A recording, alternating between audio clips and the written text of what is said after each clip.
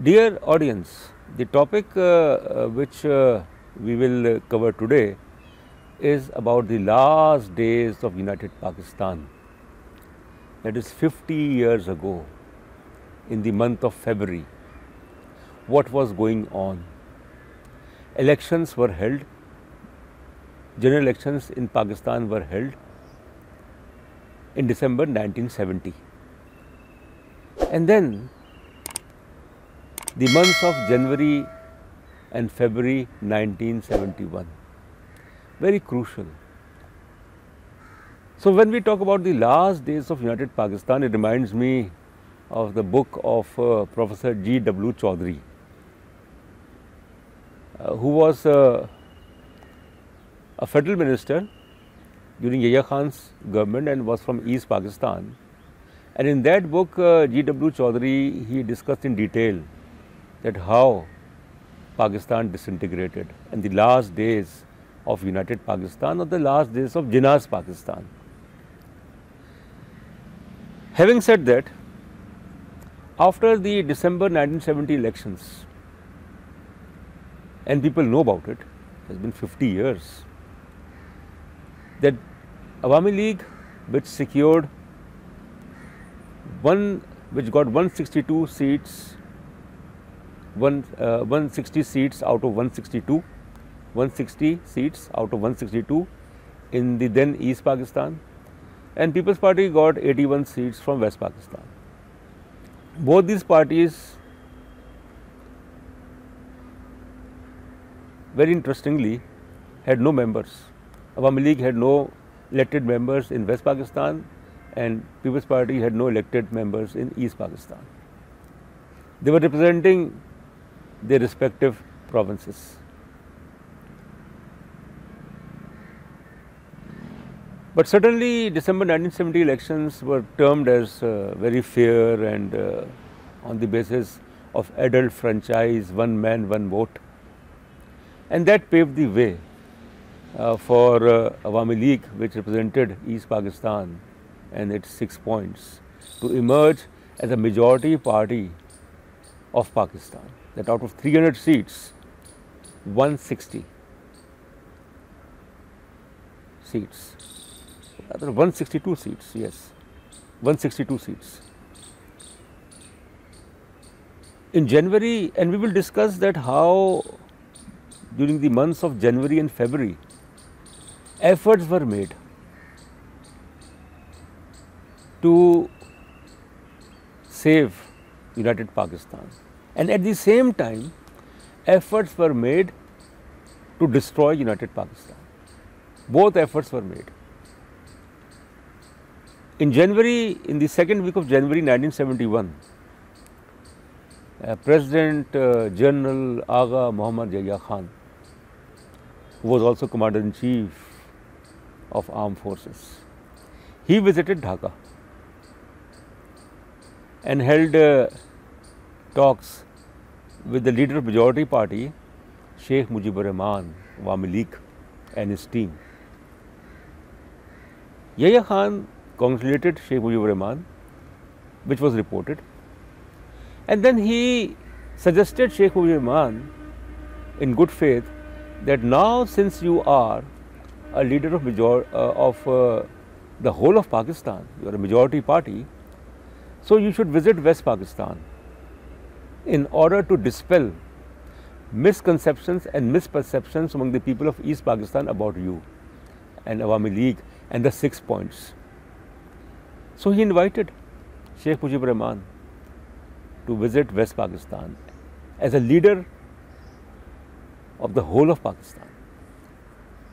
And the second thing which he said while departing from the Dhaka airport after his visit, when someone asked about who shall be the future Prime Minister of Pakistan, so he said, you ask this from Sheikh Mujibur Rahman, he will be the future Prime Minister of Pakistan.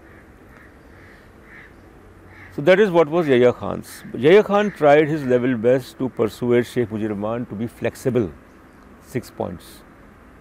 And the 6 points which are presented by Awami League by Sheikh Mujibur Rahman in Lahore when there was a meeting of opposition parties in 1966 April.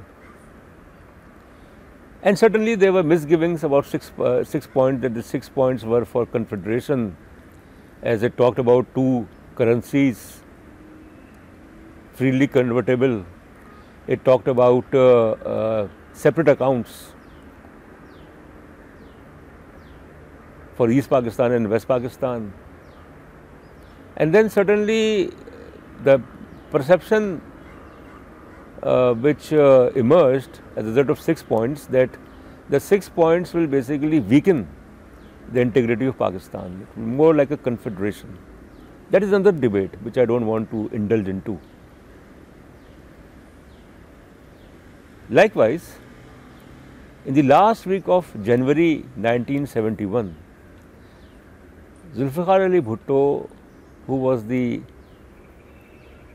chairman of Pakistan People's Party, majority leader from West Pakistan, as he got, but I mean that is debatable, because his party swept in Punjab, got more than 2/3 of the seats. In Sindh also it was a majority party. It got no seat in Balochistan and just one seat in, at that time, Northwestern Frontier Province. So People's Party represented 2 provinces out of 4 provinces in West Pakistan. So Mr. Bhutto, he visited Dhaka, and that was January 25th, 1971, and held negotiations with Sheikh Mujibur Rahman. And Mr. Bhutto, he basically said that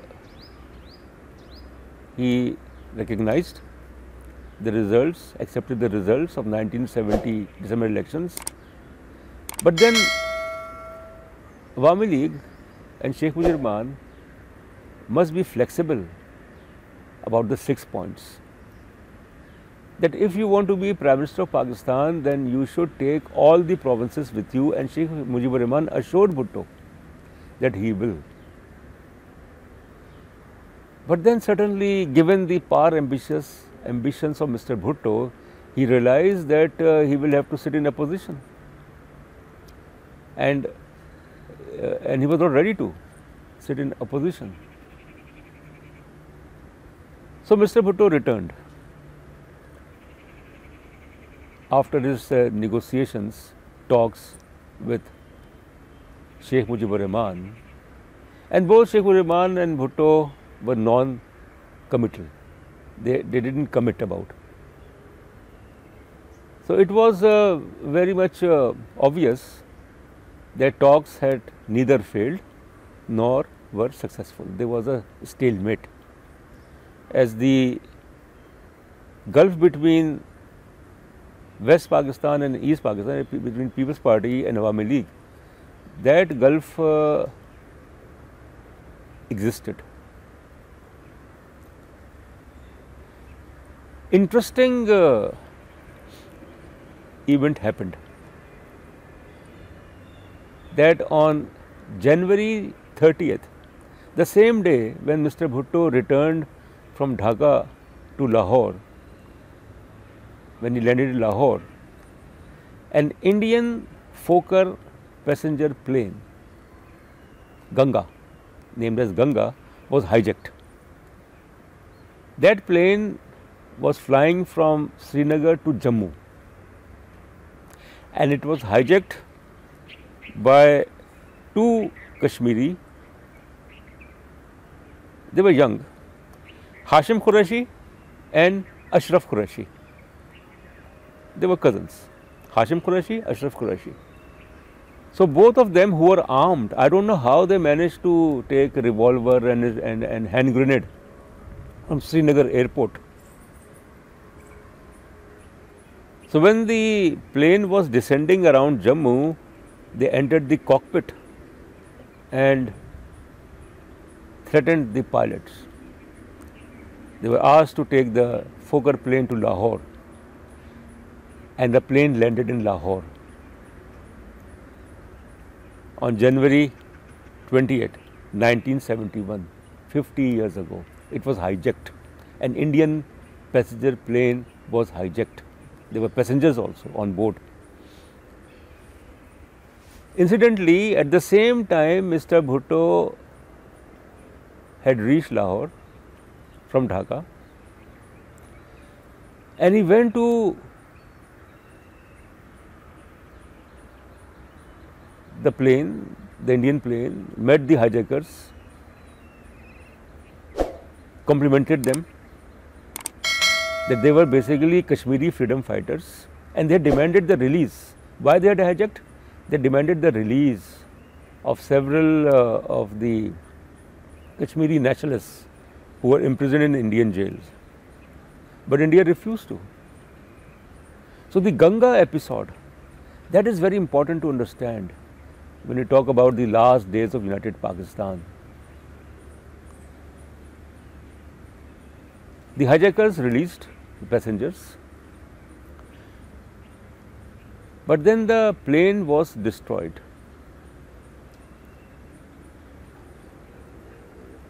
And the next day, India imposed a flight ban, Pakistani planes from West Pakistan to East Pakistan. That is, they were not allowed, they were not to use the Indian airspace as a retaliation against the blowing up of the Indian passenger plane.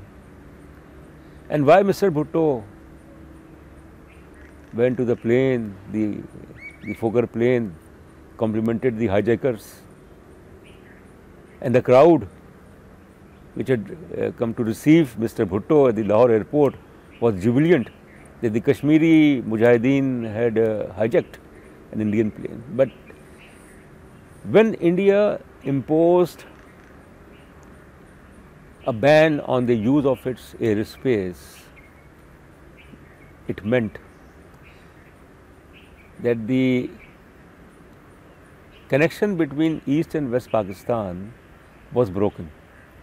It used to take 3 hours from Karachi and Lahore to reach Dhaka, or 3 hours from Dhaka to Lahore and Karachi, PIA flights. And India imposed a ban. So the air connection was gone between East and West Pakistan. PIA flights had to fly via Sri Lanka, Colombo, Karachi, Colombo and Dhaka. 6 hours. 6 hours. Therefore, it turned out that was all Raw's, planning to use the hijackers to destroy the plane and then to impose the ban on the use of airspace. And it proved to be true that who benefited from this hijacking? India benefited. It was able to widen the travel distance, travel time between East and West Pakistan. Now, Mr. Bhutto, who got frustrated because of Mujib's refusal to share power, decided to line up with the hawkish journals of Yahya Khan's regime, and in February 1971, he invited Yahya Khan, General Abdul Hamid, who was the chief of the army at that time, other generals to Larkana for hunting. So the famous Larkana plan. And it was very strange that the generals visited Larkana under the cover of hunting. And when Yahya Khan was in Dhaka in January, he didn't even bother to visit the house of Sheikh Mujibur Rahman, the leader of majority party. So that is what was the asymmetrical relations between East and West Pakistan. And the Larkana plan was basically the last nail in the coffin of United Pakistan that was decided to launch military operation, because Mujib will not listen. He will not be flexible. So force had to be used. And then in the month of February, even from January onwards, thousands of military forces were flown from west to east Pakistan in order to prop up the strength of West Pakistani forces in different garrisons of East Pakistan. So February 1971, that was the month when the Larkana plan was the month when air link between East and West Pakistan was broken, direct air link. And then Mr. Bhutto, he threatened, because in the meantime, the Yahya Khan's government had announced March 3rd as the holding of inaugural session of National Assembly in Dhaka. He threatened, if anyone dares to visit Dhaka, should take one-way ticket. So the die was cast with Mr. Bhutto's threat. And on the other hand, the Awami League got more and more frustrated that the journals will not hand over power to them, that they were conspiring with Mr. Bhutto. Mr. Bhutto was conspiring with the journals in February, and the decision to launch military operation had been taken. So that, and despite the fact that the governor and the martial law administrator, governor of East Pakistan, martial law administrator of East Pakistan, both had opposed military operation, but the hawkish journals prevailed, and the decision was made in February 1971 to launch military operation, that assembly session will not be held in Dhaka. Having said that, all the hopes to maintain the unity of Pakistan were dashed, and that led to the dismemberment of Jinnah's Pakistan 50 years ago. Thank you very much.